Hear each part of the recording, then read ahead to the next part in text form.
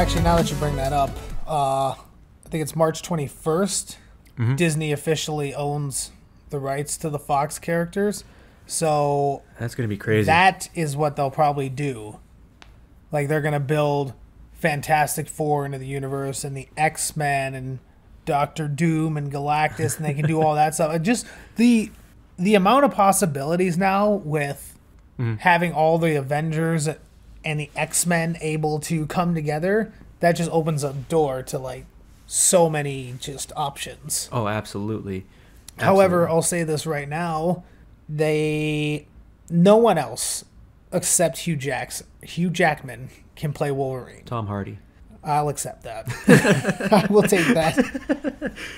No, that was brought up on one other thing that I was watching, and they were basically like, with Hugh Jackman hanging up the claws, who could take over, and somebody brought up Tom Hardy, and it was just like, no, I could definitely see that. That'd be pretty good. Well, and I've seen some other people saying Scott Eastwood, but I'm like, I'm not sold on that. Yeah. I would say Tom Hardy would be a really good. Mm-hmm. Mm-hmm. I could see that. But then would he play Venom and? See, I think Sony is trying to keep that property separate. Like, they lent out Spider-Man to Marvel, the film rights of Spider-Man, I should say, to Marvel, to be used in, the Avengers Marvel Cinematic Universe. And but they kept Venom for themselves, and they kept all of the symbiotes, and I think a lot of the main Spider-Man villains. Right.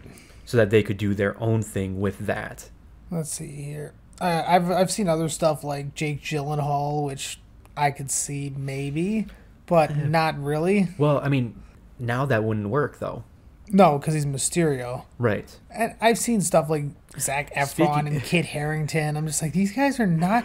See, Speaking of Mysterio, though, one of my old coworkers, when Jake Gyllenhaal was announced as Mysterio for the next Spider-Man film, before it even had a name, anything like that, he said, if he does not have a fishbowl for a head, I will not go see that movie.